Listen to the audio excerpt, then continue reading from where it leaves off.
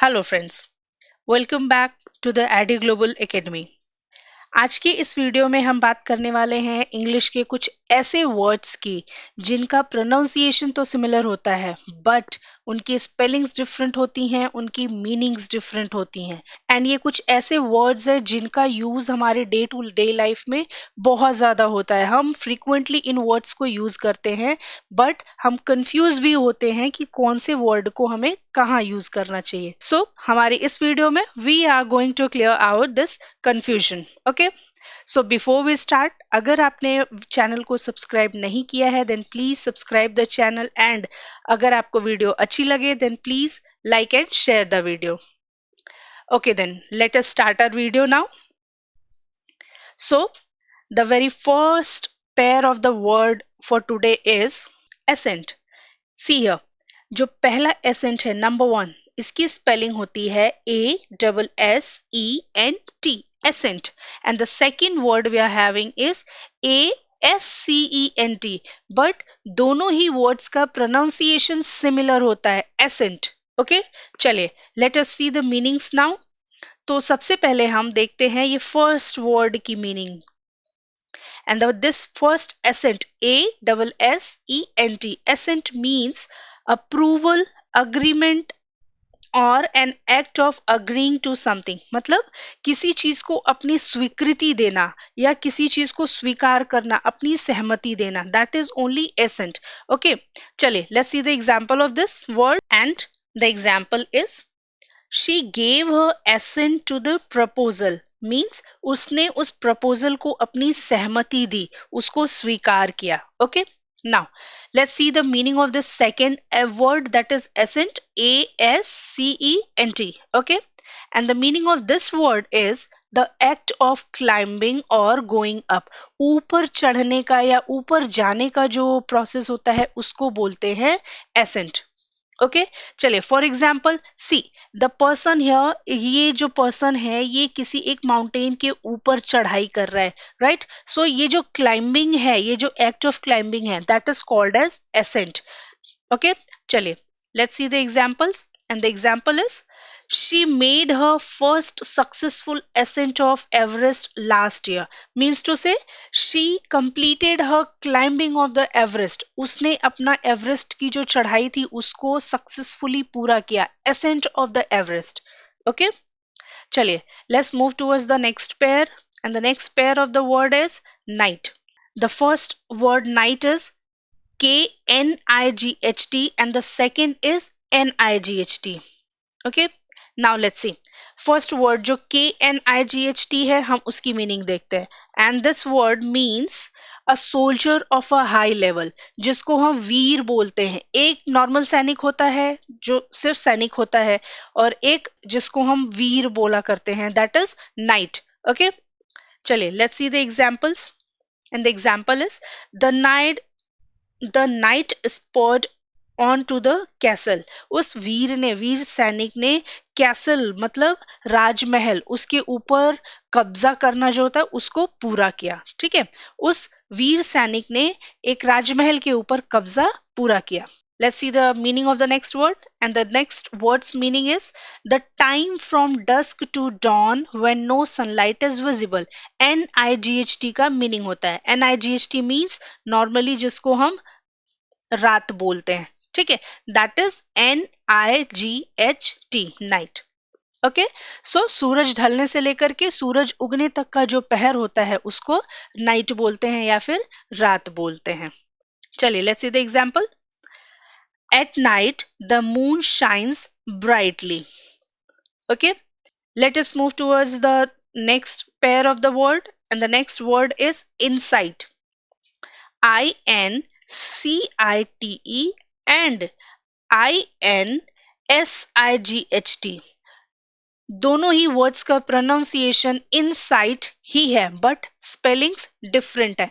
एक की स्पेलिंग है INCITE एंड दूसरा है INSIGHT। ओके, चलिए let us see the meaning of this first one, and its meaning is to encourage और स्टिम्युलेट। ओके, टू एनकरेज मतलब ये जो वर्ड इनसाइट है इसका use all most of the times negative way में होता है। ओके, किसी को इतना ज्यादा एनकरेज कर देना, इतना स्टिम्युलेट कर देना कि वो एक तरह से भड़क जाए। ओके, चलिए let us see the example.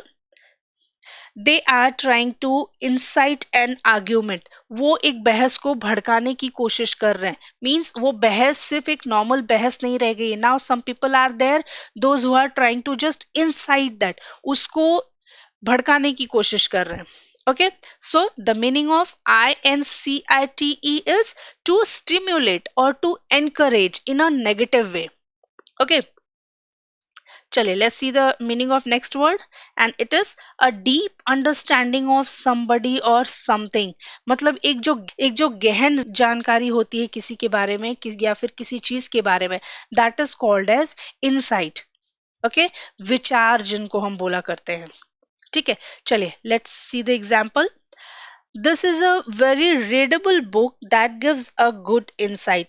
Means ये एक ऐसी बुक है जो बहुत अच्छे अच्छे विचार आपके अंदर इनकलकेट करते हैं, बहुत अच्छे थॉट्स आपको देते हैं। Okay, let's move towards the next pair of the words now, and the next pair is principal. Principal, Principal, and the second one is Principle। ये जो लास्ट के अल्फाबेट्स हैं ये डिफरेंट हैं, PAL and the next one is PLE। Okay, now see, ये दोनों ही words similar pronounce किए जाते हैं, बट इनके स्पेलिंग्स भी डिफरेंट है, इनकी मीनिंग्स भी डिफरेंट है, एंड ये वर्ड्स जहां यूज होते हैं वो सिचुएशंस भी डिफरेंट होते हैं। ओके, चलिए let's see the meaning of the first one, and the first one means the most important or the main head of any institution or any organization। ठीक है, किसी भी जगह का, किसी भी ऑर्गेनाइजेशन का, इंस्टीट्यूशन का जो एक मेन हेड होता है, फॉर एग्जांपल किसी एक स्कूल का जो हेड होता है दैट इज प्रिंसिपल। सो वहां जो प्रिंसिपल, स्कूल वाला प्रिंसिपल होता है, there we use PAL, okay, not PLE। ठीक है, चलिए let's see the example. The principal of the school is retiring this year. इस स्कूल के प्रिंसिपल इस ईयर रिटायर हो रहे हैं। ओके, चलिए let's see the meaning of the next principle that is PLE, and the meaning of this one is a general law, rule और idea. कोई एक लॉ होता है, रूल होता है, या किसी तरह का आइडिया होता है, that is called as principle. Principle that may be of a single person, that may be of a group of person, that may be of an organization, किसी का भी, कोई सा भी प्रिंसिपल हो सकता है, नॉर्मली जिसको हम हिंदी में सिद्धांत बोल लिया करते हैं। ठीक है, चलिए let's see the example. This organisation works on the principle that all members have the same right. ये ऑर्गेनाइजेशन का एक सिद्धांत है कि यहाँ काम करने वाले सभी मेंबर्स के जो अधिकार है वो समान है। ठीक है, तो ये जो समान अधिकार है वो एक सिद्धांत हो गया, दैट ओनली रिप्रेजेंट्स प्रिंसिपल। कौन सा principle? PRINCIPLE। See this one, PLE। ये डिफरेंस होता है सिर्फ ये लास्ट दो अल्फाबेट्स का। ओके, चलिए let's see the next pair of word, and the next word is stationery, the most commonly used word in our life। सबसे ज्यादा यूज होने वाला वर्ड। हम दिन में 50 बार stationery items, stationery stationery stationery use करते हैं। ओके, बट हमें पता नहीं होता स्टेशनरी में कौन सा NARY भी स्टेशनरी होता है, NERY भी स्टेशनरी होता है, हमें कब, कहाँ और कौन सा स्टेशनरी वर्ड यूज करना है।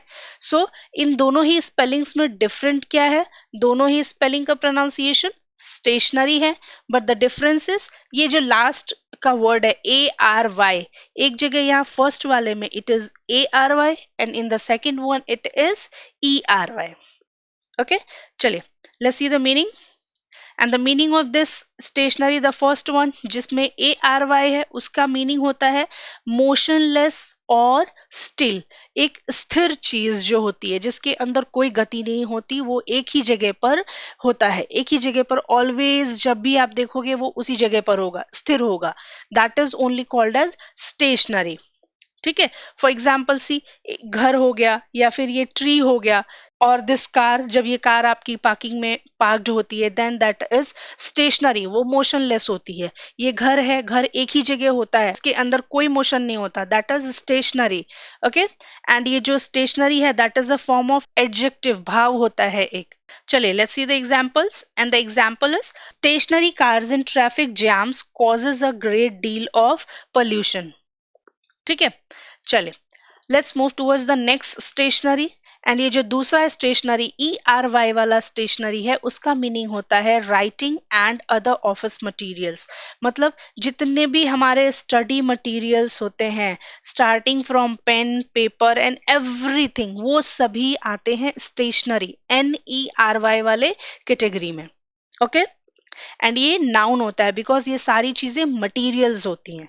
Let's see the example, and the example is this stationery store has many different colored paper stock options. Okay, so ये कुछ होमोफोन्स के कलेक्शंस थे। होमोफोन्स मीन्स ऐसे वर्ड्स जिनकी मीनिंग्स डिफरेंट होती हैं, जिनका स्पेलिंग्स डिफरेंट होता है बट प्रोनाउंसिएशन सिमिलर होता है। Okay, homophones. नाउ सी, आप ये वर्ड से ही पहचान सकते हो। Homo, homo means similar, and phone means sound. ठीक है, सिमिलर साउंड वाले जो वर्ड्स होते हैं they are called as homophones. Okay, so this was all for today's video. Hope आपको वीडियो अच्छी लगी होगी। We will be back with some more quality videos, कुछ ऐसी और वीडियोस के साथ जो आपकी इंग्लिश नॉलेज को और भी एनहांस करेंगे, आपकी वोकैबुलरी को और भी एनहांस करेंगे। Okay, till then keep learning and keep growing. Thank you for watching.